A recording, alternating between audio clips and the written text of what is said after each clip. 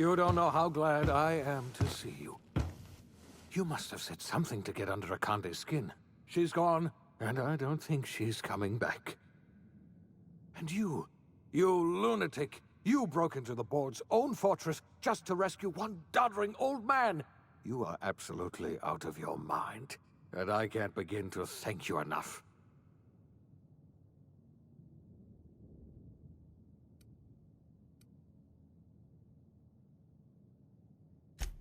I know, my friend, I know. And now it's finally over. The board's finished. It's only a matter of time before the entire system slips from their grasp. You've broken the board's stranglehold on this colony, and you saved my life. But there's still so much we have yet to accomplish. You and I are going to have to work harder than ever to save Halcyon. I'm afraid the situation is far worse than any of us ever anticipated.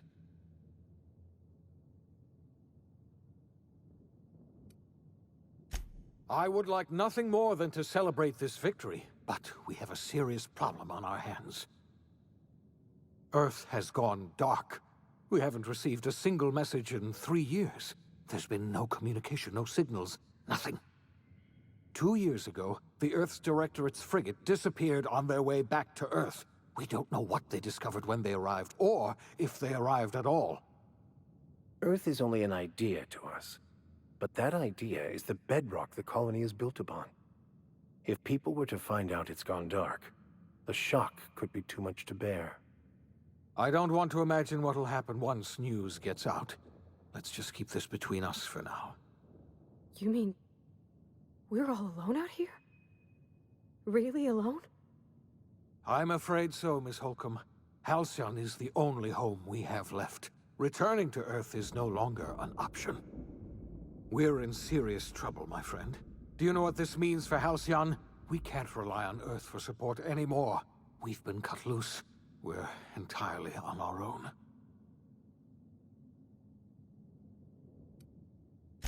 Yes, certainly. I'll help however I can. I don't know what happened, but something must have gone horribly wrong. I don't know why Earth's gone silent. I don't even know if Earth exists anymore. We have no connection back to Earth, and return is likely impossible. We're completely alone out here. You might have heard of the Earth Directorate's frigate. Half the colony's entire military was on that ship. They were returning to Earth when they vanished without a trace. That was 2 years ago. We haven't heard a word from them since. Whatever happened to Earth likely happened to them.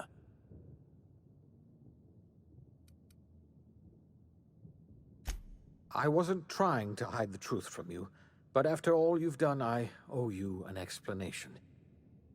Yes, I experimented on the Hope's colonists. Each of my experiments ended in catastrophic failure. Each of my subjects died in agony. You are my first and only success. I didn't tell you about the others because I didn't want to burden you. My failures are my own to bear, not yours.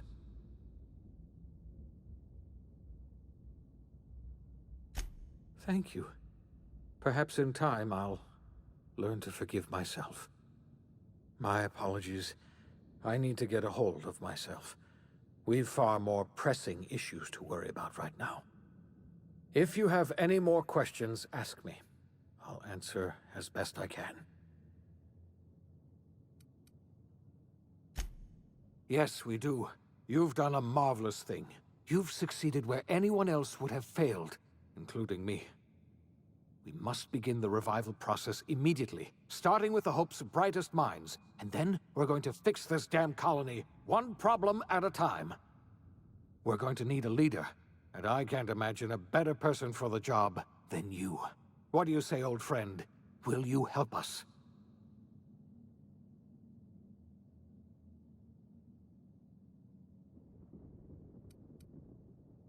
When I revived you, I thought you were going to help me save this colony. I was wrong. I had our roles reversed, you see. You're the one who's going to save us all. I'm just the one who set you on your path. You're the best thing to ever happen to Halcyon. If you want to take it upon yourself to lead this colony, you have my support. We're not a colony any longer, are we? Our last connection to Earth has been severed, and so we have been set free. Our future is uncertain, and no one knows what tomorrow holds. Exciting, isn't it?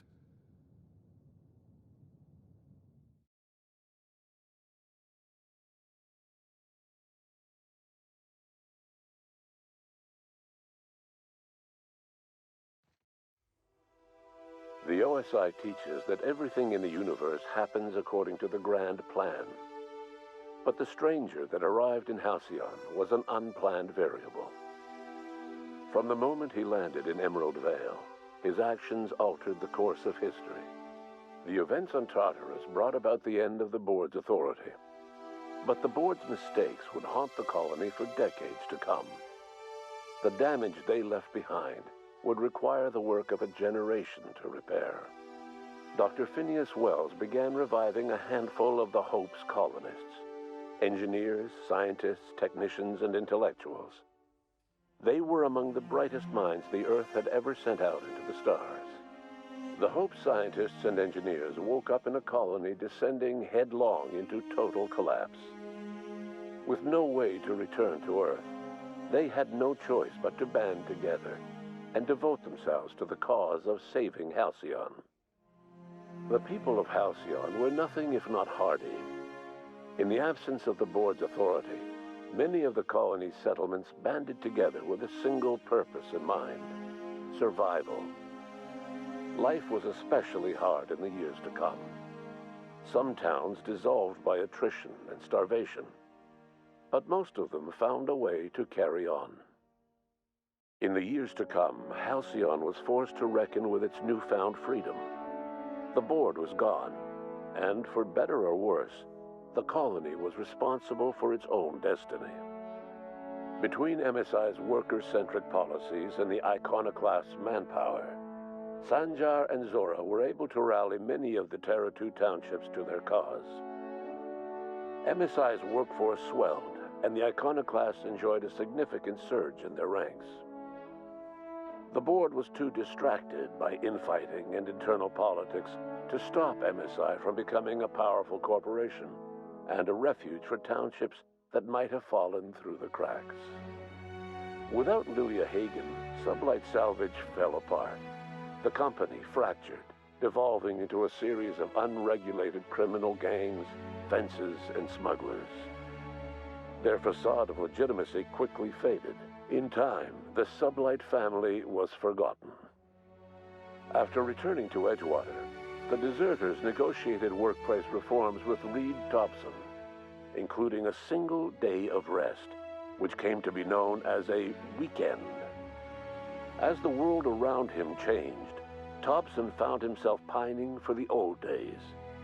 He was known to spend his weekends in the cantina, nursing one of the few remaining bottles of Zero G, and repeating to himself, "It's not the best choice, it's Spacer's choice." As for Adelaide McDevitt, she tended to her garden in solitude for another year before passing away. Her body was discovered some months later when Reed Thompson paid her a visit in an effort to make amends. Her remains were buried in a place of honor underneath the floor of the Edgewater Cannery. Reed believed this was what she always wanted. Under the leadership of Junlei Tennyson, the Groundbreaker held firm against corporate influence. The ship's mechanical stability gave Junlei the time to educate a promising generation of engineers schooled in her family's traditions. The future of the Groundbreaker looks promising. The rediscovery of the Hope and the abandonment of the lifetime employment program forced Byzantium to come to terms with some uncomfortable realities about the state of Halcyon. While Byzantines were reluctant to surrender the luxuries they'd grown accustomed to, the board's diminished authority gave them little choice in the matter. Nearly everyone had to learn to make do with less. Some even had to get jobs. It was a dark time indeed. Even the Gorgon asteroid, though a distant enigma to most of Halcyon, felt the aftershocks of your actions. Olivia and Minnie Ambrose worked together to cure the marauders Adrena Time had created. Through their partnership as scientist and administrator, they discovered the harmony that had eluded them as mother and daughter. And through years of patience and effort, they discovered the means to wean Halcyon from the scourge of Adrena Time. Their work eventually allowed Wells and his scientists to treat many of Halcyon's marauders. As their addiction waned, the colonists who had lived for so long under the thrall of Adrena Time returned to their communities and loved ones, and joined in the effort to save Halcyon.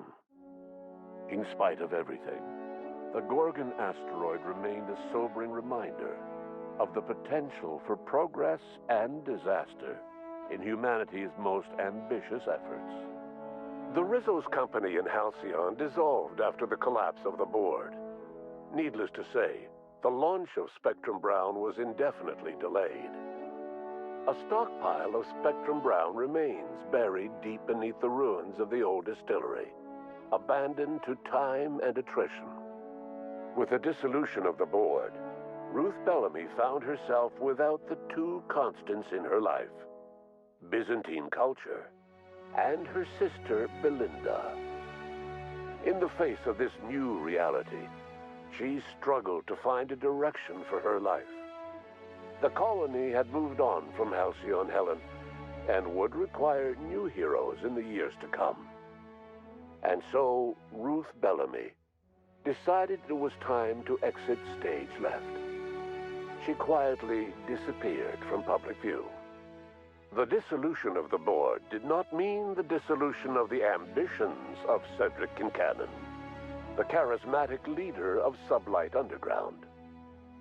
Cedric offered Slug's transportation services to the newly thawed colonists and set to work ferrying resources and food wherever they were most needed.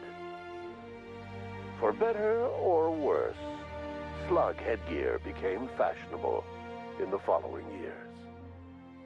As the board began to disintegrate, Spencer Woolrich found himself at a crossroads.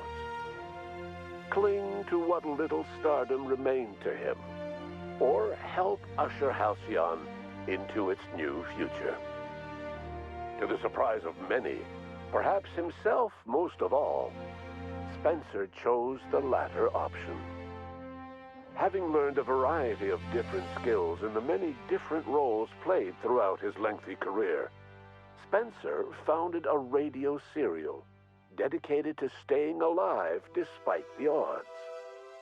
His subjects included how to survive violent encounters with only grazing wounds, dispense pithy one-liners for tense scenarios, and, of course, how to look good doing both. After a brief attempt at dating Helen as one person rather than two, which both Bertie and Helen found too strange, Bertie struck out on his own to try his hand at raising woolly cows. Many of his former Rangers teammates soon followed, accompanied by the woolly cow the team had originally plied with alcohol. The dairy farm thrived under Bertie's leadership and care. The Dairy Rangers privately believed that the woolly cows softened Bertie's temper considerably, although the only one brave enough to say this to his face was promptly headbutted.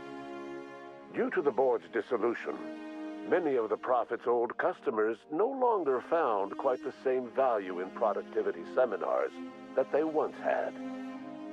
With her business drying up, the Prophet chose to take her followers down a new path.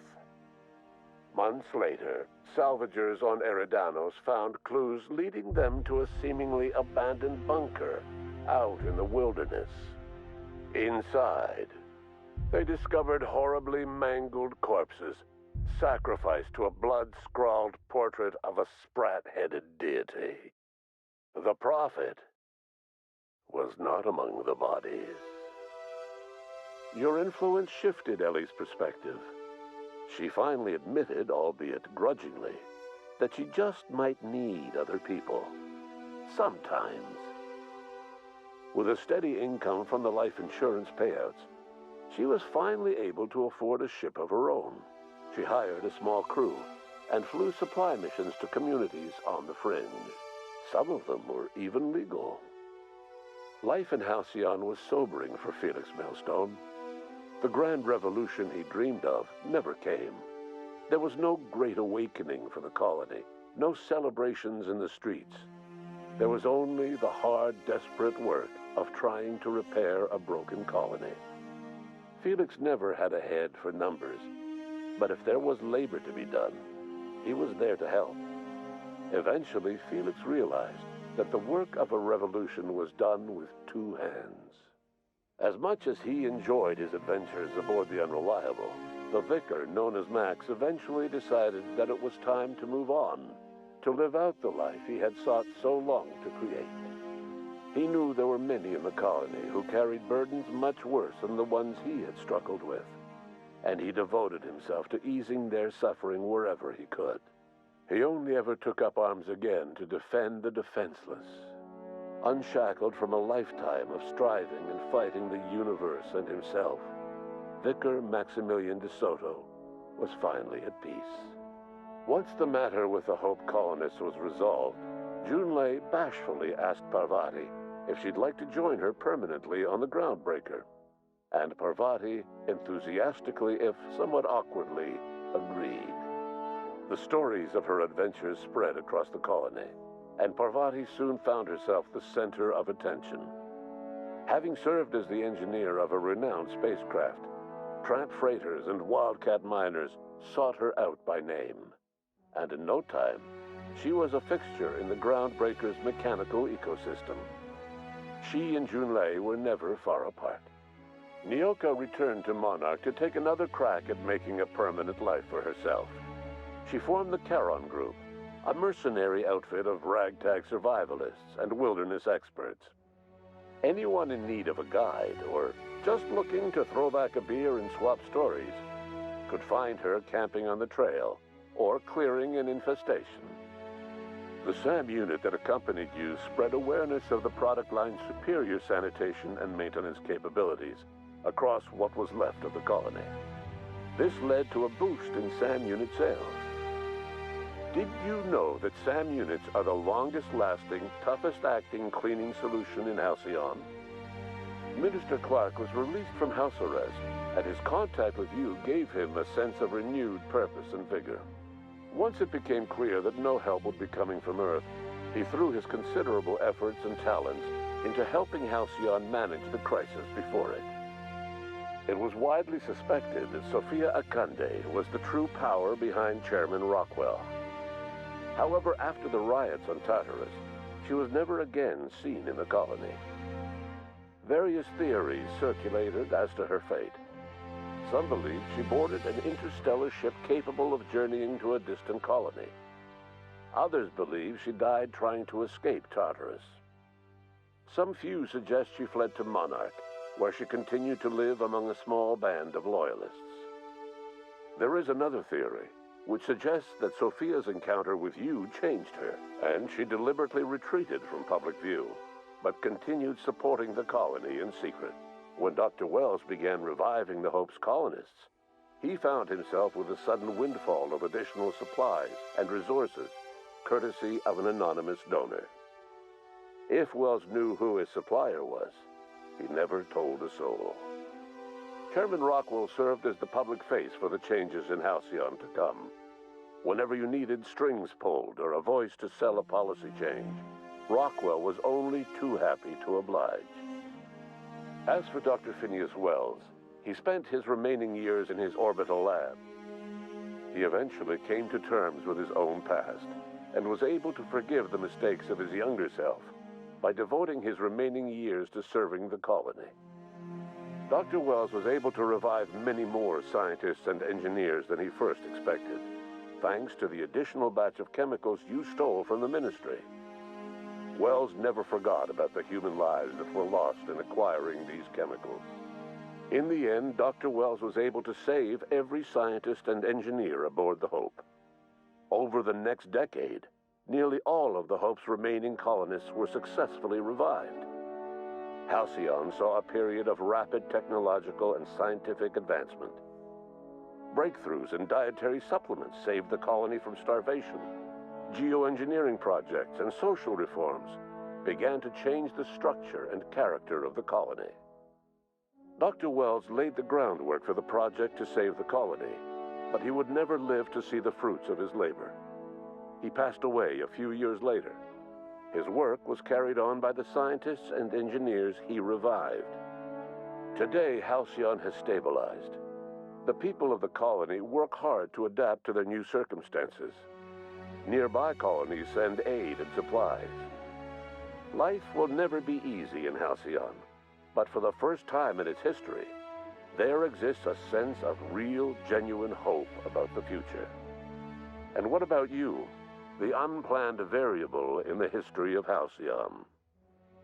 Long after Wells passed away, you carried on his work with more energy, determination, and brilliance than he could ever muster.